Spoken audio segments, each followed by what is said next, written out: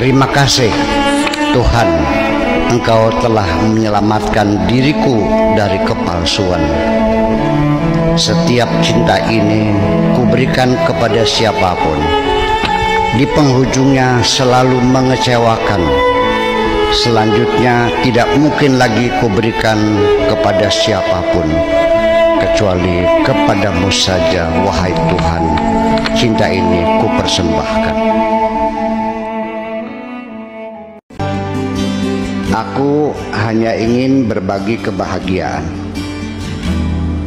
dan tidak menggurui siapapun.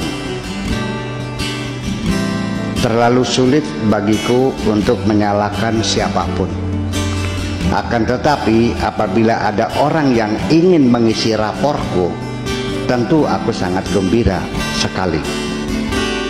Dan kujamin aku tidak akan sakit hati sedikit. Begini, allazina amanu adalah orang-orang yang punya ideologi yang jelas, punya visi dan misi.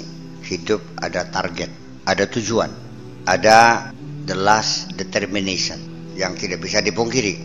Wa tatmainu qulubuhum, dan dia meniti perjalanan hidupnya itu, mencapai visinya itu adalah dengan arif dan bijaksana, tenang, ya kan, tidak tergopoh-gopoh, ya kan gitu, beli gerada geruduk, ya, dengan cermat, dengan hati-hati, pokoknya tidak terburu-buru lah.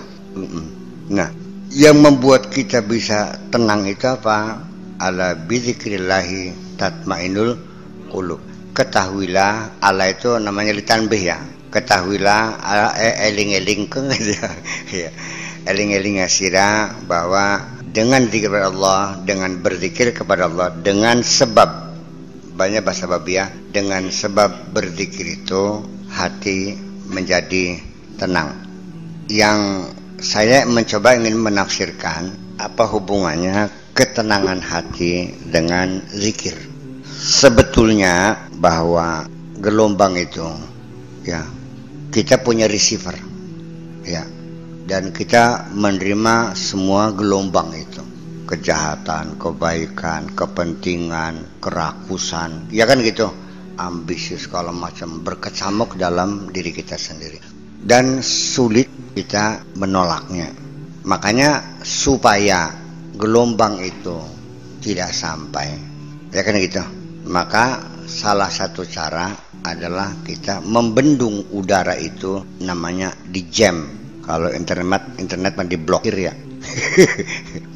Supaya kita tidak mendengarkan siaran radio Malaysia yang selalu menghujat Indonesia, maka pemerintah meledakkan sesuatu di udara, ya kan itu, mengganggu frekuensi itu supaya di jam, bukan di doubling mah, itu mah doubling mah memasukkan suara dalam, ya, doubling itu bahasa Arabnya dablaj itu, doubling itu film itu suaranya nggak masuk, nggak, ya kan, tanpa suara. Nah, ketika itulah kita masukkan suaranya. Ketika film Perancis kok ngomongnya bahasa Indonesia, itu doubling, dimasukkan bahasa, jadi omak-amik-omaknya film tuh dimasukkan dialognya pakai bahasa Indonesia, itu namanya doubling. Namanya terjemah mudablajah, itu bahasa Arabnya terjemah mudablajah, terjemahan doubling, yaitu dimasukkan terjemahan bukan terjemah teks. Dulu kan, nah sekarang teknologi kita sudah sampai tingkat terjemah doubling, jadi sudah bunyinya diterjemahkan. Kalau ini mah tidak, ini mah di jam, jadi pagar gitu udaranya sehingga gelombang itu tidak masuk. Nah, makanya kapan kita itu aman dari gelombang-gelombang itu, ya makanya bagaimana kita melakukan jam terhadap udara itu. Terus namanya peluru pesawat tuh, apa namanya, anti pesawat ya, peluru anti pesawat itu bukan satu pelurunya, loopnya ini ribuan, dan ditembakkan dia merasa seperti hujan, itu ya pasti kenanya itu mah, ya kan begitu. Jadi semakin padat padat kita berzikir kepada Allah, semakin dijamin gelombang itu tidak akan masuk. Makanya sejauh mana padatnya, ya dalam segala aktivitas kita selalu sadar diri, selalu berzikir kepada Allah. Makanya alladzina yadhkurunallaha qiyaman wa qu'udan wa 'ala junubihim. Berdiri, duduk, dan berbaring. 3 aktivitas yang tidak ada lainnya, hanya 3 dalam kehidupan. Baka beli dodok, ngadeg, beli ngadeg ya, turun. Anak sing cengking. Salah satunya ketika kita terkonsentrasi mengingat Allah, maka selain Allah akan terlupakan. Kalau belum sampai ke tingkat itu, ada cara lain, yaitu dengan melakukan mencari kompensasi. Asal jangan obsesi. Kalau obsesi kan negatif. Obsesi. Supaya kita jangan ingat punya masalah, ya cobalah kita tekuni pekerjaan lain. Apa saja kesibukan kita lakukan, entah nyuci pakaian, menyetrika, ngepel, ya, macul, apa saja. Sudah saya kerjaan, masih ingat juga berolahraga. Sekelengere, sepegele, masih beragak cek tasbih, miwilah tasbih. Pokoknya kita padatkan ya dengan pekerjaan-pekerjaan yang bermanfaat. Maka dengan bekerja keras itu kita akan mendapatkan satu kelegaan, satu kenyamanan. Itu sangat mujarab sekali bahwa ya justru karena itu perlu ada kompensasi.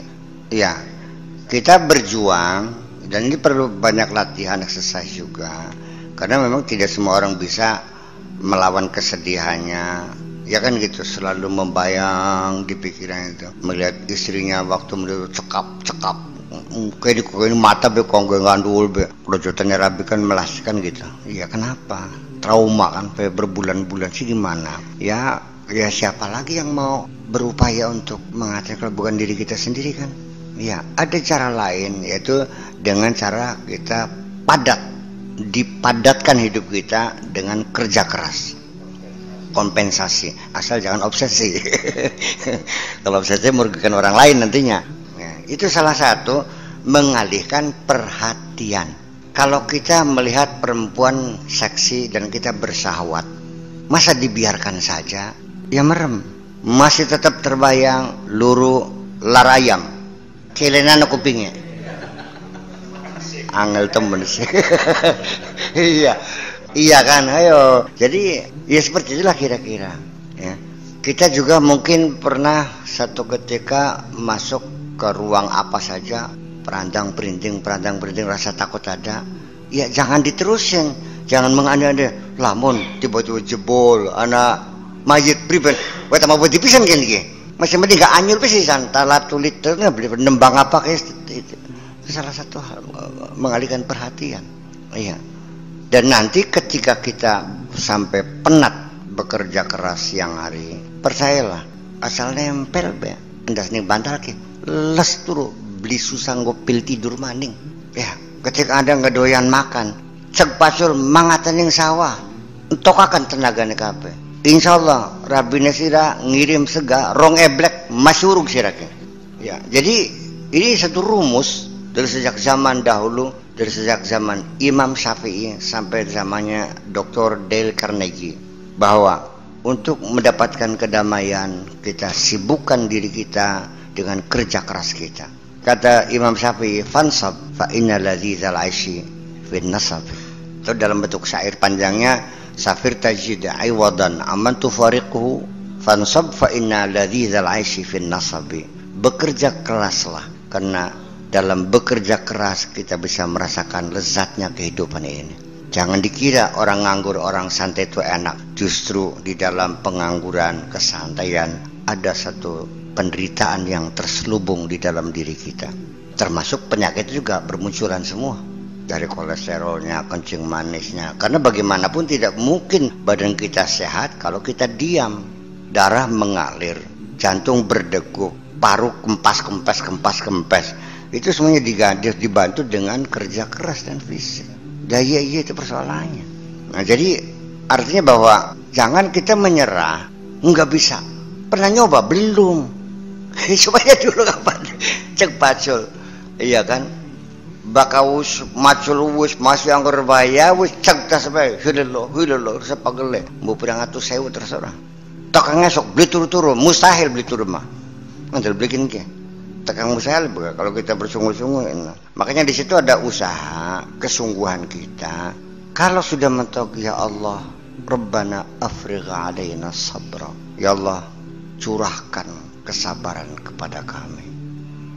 Afrigh itu kosongkan, artinya lebon afragha yufragh law numplekah sampai saja balik ceponkah bakal miring arane mau sekedar ngucurahkan bakal diwalik arane ifragh artinya ditumpahkan. Rabbana afrigh alaina sabra. Jadi sabar itu ditumpahkan kepada kita. Artinya ya disederhanakan saja, ya Allah berilah kami kesabaran lah, begitu mungkin. Non? Faragat. Apa kon? Farago. Oh ya faragat, afrigh faragat. Iya. Pinter juga kamu nih. Iya. Nah, saya kira demikian, dan kita mesti mampu mensugesti diri kita sendiri. Karena kita harus mampu melakukan hipnoterapi kepada diri kita sendiri. Dan hipnotis itu bisa menjadi terapi dan banyak bermanfaat dalam kehidupan kita sehari-hari. Bis pernah belajar hipnotis dulu macam terus belajar apa banyak? Aduh.